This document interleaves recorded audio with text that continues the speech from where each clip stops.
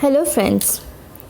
So today we will be looking into Introduction to Miniature School of Painting. In this chapter we will understand clearly the miniature painting. We will also explain the different types of miniature painting. We'll discuss about different elements, techniques and themes in the miniature painting. And we will describe the different schools of Indian miniature paintings. Now to get into the introduction of the miniature painting, in the previous years during the medieval period from 10th century to 17th century, we came across with illustrated manuscript paintings and miniature painting. In Buddhist religion, texts like Prajnaparamita, colorful pictures were used to explain the contents. They are known as Pala illustrated manuscript. In the same way, Jain religion, they had Kalpasutra and Kalkacharya Katha and Dhavala. These were the Jain illustrated manuscript paintings.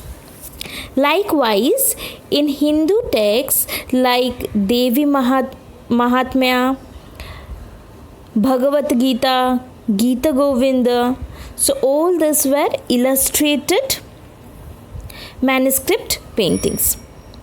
So herein what happened is these illustrated manuscript paintings, they gave us more described knowledge about the particular manuscript. It helped the people to understand the religion better, the religious principles in a very better way. Followed with this, we have glorious phase of miniature painting schools. Most of the famous museums in the world have the collections of Indian miniature painting. They are in great demand. They were created on the specific themes, so they are always seen in numbers known as series. For example, portraits of kings, queens, nobles and family, Ragamala series, Akbarnama series, Baramasa series depicting 12 months and such others. Now, coming to the different schools of painting that are there. Okay, so there are various schools of painting. So the miniature painting have their origin in the illustrated manuscript painting tradition. During 10th to 13th century, the mural paintings were not considered as a part of temple structure because of high importance to the sculpture in the temple. But places and mansions must have been decorated with painting. So in the Western India, commissioning of manuscript painting was considered very sacred deed. After these phase in miniature painting were done on wood or cloth. So the miniature paintings were usually done on wood or cloth. Okay, so later with the introduction of handmade paper during Mughal period, miniature painting were done on paper in large number. Every region came out with miniature painting tradition of its own. As we see, we have in the northern side, we actually have 4 regions: north, south, east and west. So in the northern side we had Mughal, southern side Deccani, western side Rajasthani and eastern side Pahadi. So the Mughal schools were set up in UP and Bihar, whereas Pahadi school was set up in hill states of North India. Rajasthani schools are towards the western region and Deccani schools are towards the southern region. Next, we will also learn about the techniques and the material that were used. The main technique that was used during this Mughal period, they were minute and delicate. The colors were earthy and concrete thick. Gold and silver foil or liquid was used to bring rich look to the painting, like kings or something. If they have to give a rich look, then they will use silver or gold foil or liquid. Brushes were very important for the artist. Depending on the delicacy of the work, the artist created their own brushes. They painted on cloth, bark of a tree, handmade paper or board. We get to see large number of painting on handmade paper. Now they also followed a specific procedure. They used natural pigments for colors. Now to tell about the procedure, what they did, they cut out the basmati paper according to the size that is required. Then they carefully burnished the surface of the paper. On the treated paper, they made preliminary drawing in red ink of the theme they want to paint. After correction, the drawing is restated in black, which is the final sketch of the drawing. The sheet was coated with thin wash of white or light color pigment. On the surface of the powdered, they use powdered colors along with vegetable resins as binding for the actual miniature human figures, motifs, animals, landscapes, structures. Though all those were painted. And the final touches were given with delicate outlines of black or darker shades. Shading was done very delicately, and gold and silver is placed in minute manner. Then the complete miniature was burnished again, and enough care was taken to handle and cover the painting. They used this soft silk cloth or butter paper to cover the painting. So this is how they did the painting. Next, we will talk about the various themes they used for painting. The themes were basically epics, stories of Ramayana, Mahabharata, Devi Mahamaya, the incarnation of Mahavishnu in Dashavatar. Poet Jayadev composed Gita Govinda, the story of Radha and Krishna. So all these were the themes of miniature painting. Miniature painting doesn't mean that they are very, very small. Miniature painting always gives the very delicate manner. Now, coming to the major schools of miniature painting. We have talked about the various 4 schools of miniature painting. One was Mughal, towards the north, towards the south was Deccani, towards the west was Rajasthani, and towards the east we had the Pahadi school of painting. Okay, so now coming into details of each and every one of this painting. First, coming to Rajasthani school of miniature painting.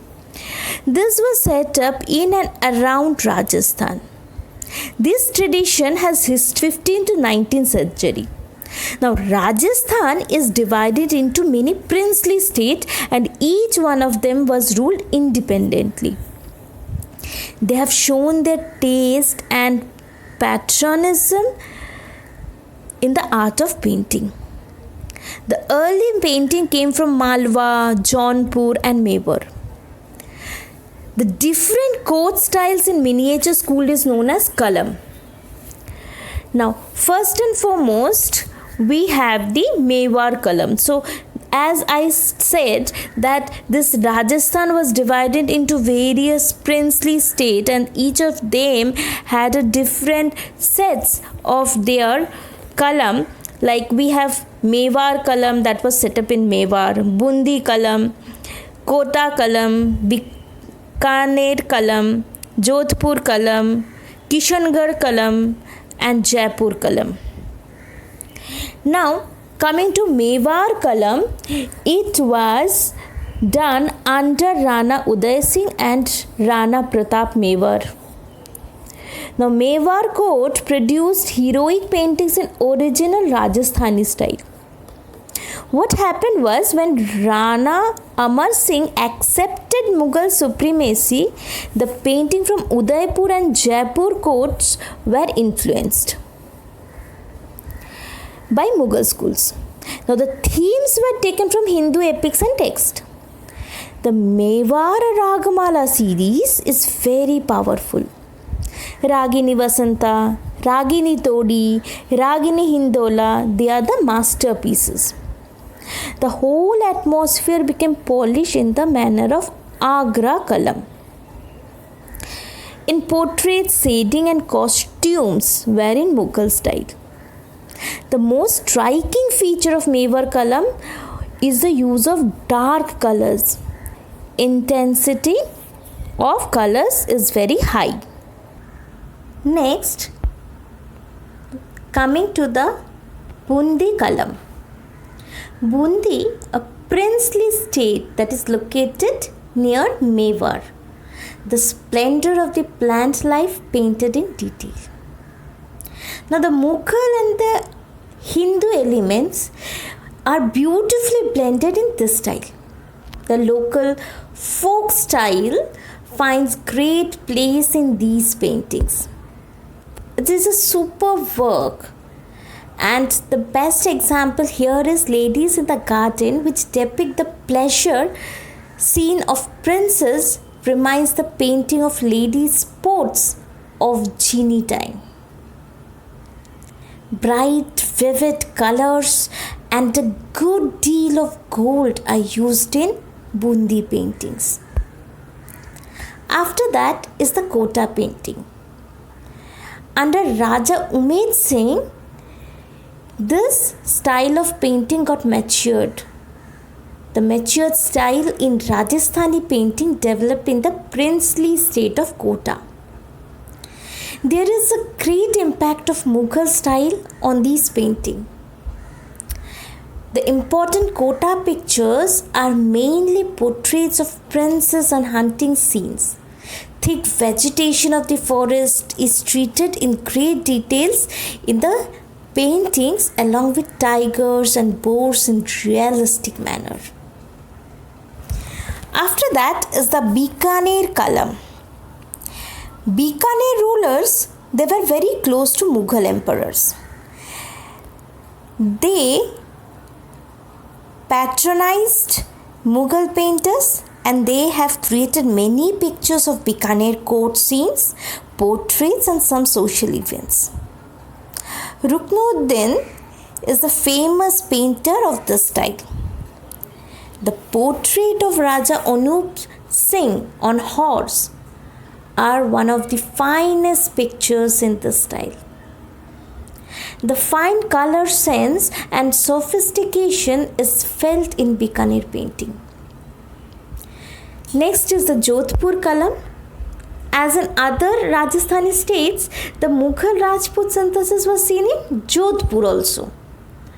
The pomp and splendor seen in the painting of this style is drawn from the Mughal school. But the pride and heroic expression was originally Rajasthani. So direct colors and strength in the figurative drawing are salient feature of Jodhpur style. Next we have Kishangarh Kalam. Kishangarh retained the Hindu spirit in painting. It was a small but beautiful princely state. Under Raja Savan Singh, the series of painting done on Radha and Krishna in great devotion. These paintings are mostly worked of the talented artist of Nihal Chand. The models of Krishna was Maharaja Savan Singh himself, and for Radha it was his beloved Bani Thani. The elegant female forms with lovely eyes, sharp nose and arched lips brought a new kind of beauty into the Rajasthani painting. Maturity in shading and lining is a striking feature of Krishnagढ़ miniature painting. Next we have Jaipur Kalam. Jaipur Kalam is the last kalam in the Rajasthani school of miniature arts. Jaipur Kalam, Jaipur was known as Amber in early times. Emperor Akbar got married to Jodhabai from the royal family of Amber.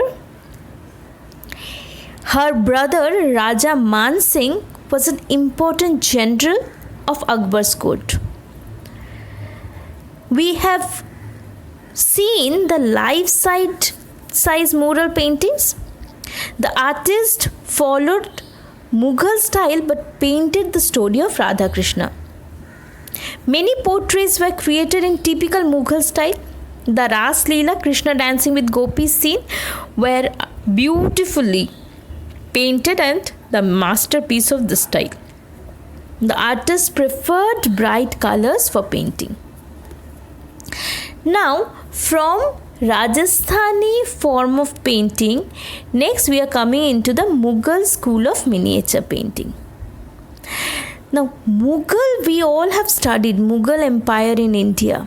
Okay, the rulers of this dynasty were great patrons of painting. Mughal rule was established in India by Babur in 1526. The art of painting was initiated by Humayun's time. It was carried further by Emperor Akbar in a big way. It was in the time of Jahangir.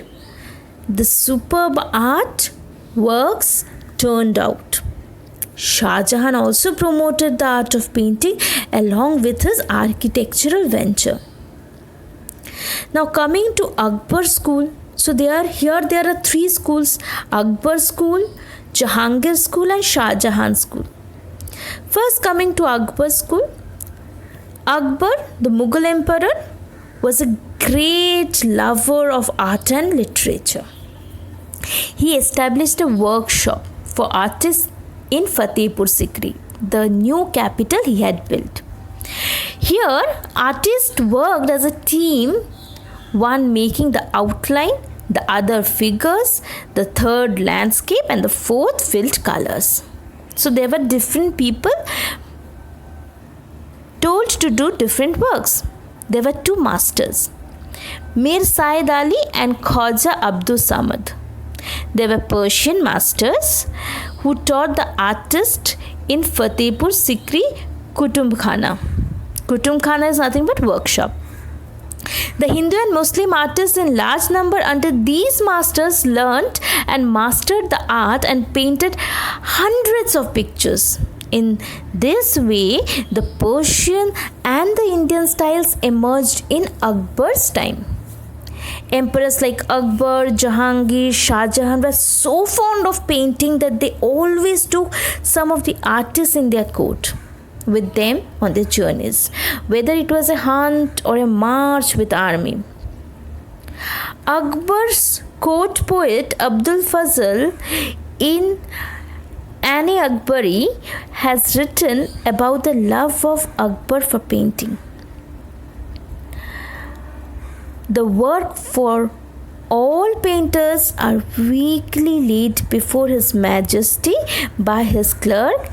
He conferred rewards to the artists according to the excellence of workmanship or increased their salary. So that was his love for painting. The emperor set up departments for arts,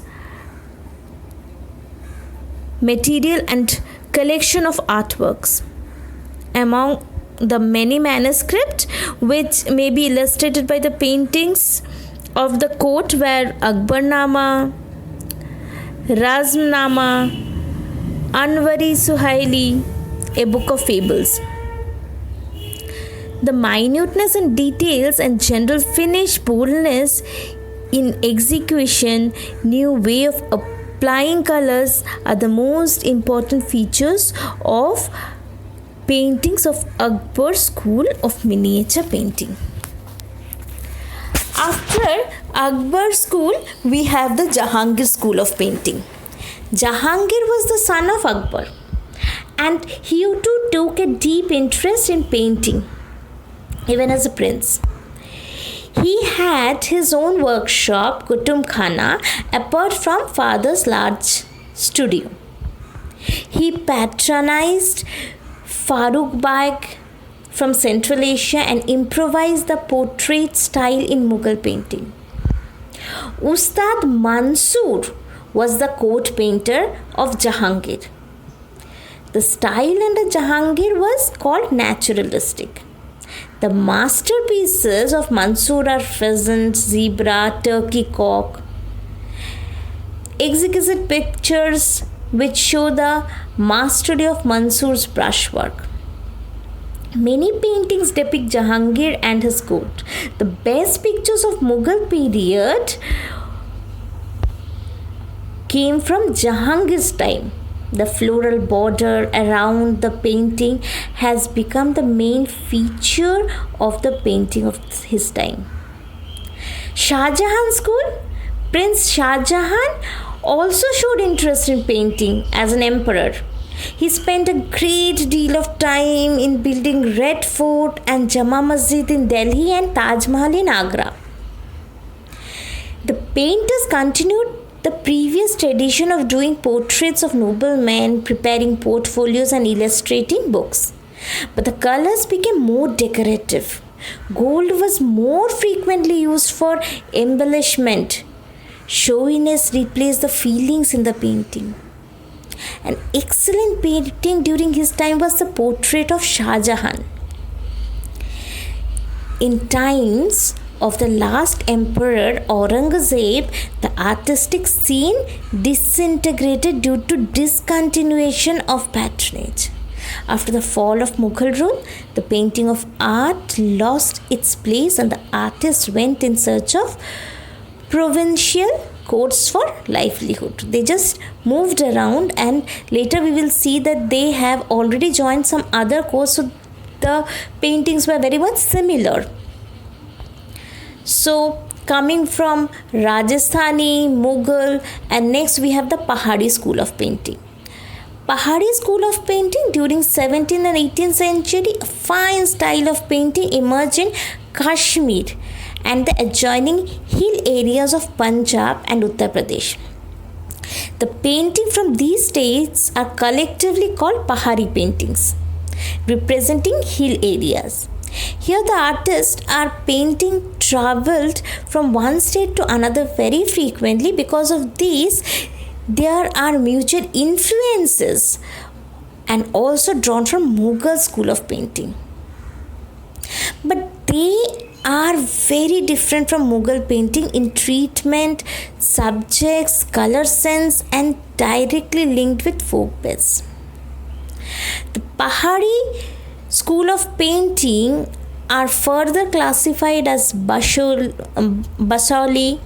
Guler, Kangra, Jammu, Chamba, and Tehri Garhwal. So first and foremost we have Basoli painting. Now the earliest Pahari painting are from the time of Raja Kirpal Singh from Basoli. After the decline of Mughal Empire, the artists were moving around and they came and settled up in Basoli. They painted the themes based on the books such as Rasa Manjari, Gita Govinda, and Bhagavata Purana. Most of the paintings are on Krishna theme and the portraits of the local kings. Reds, browns, blues, yellows, and greens burst out from these pictures. The profile of figures has big eyes as in Jain pictures. The paintings are flat and the jewels are specially treated.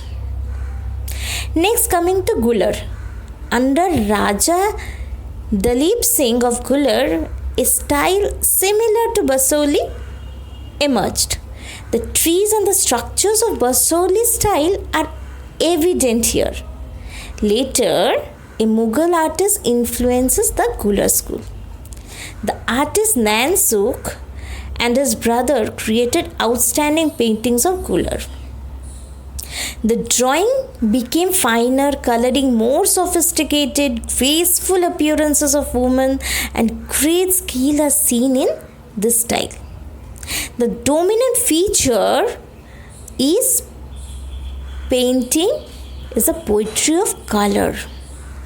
The themes are based on Krishna, Ragamala, Naika, Baramasa painting. Next we have Kangra. In Kangra Valley, under the patronage of Raja Sansar Chand, a fresh phase of art flourished. Since childhood, he expressed interest in painting. Like other patrons of Pahari state, he believed Krishna cult and artists created new series of depicting Krishna Leela, the love of Radha and Krishna. The striking feature is the landscape and the background.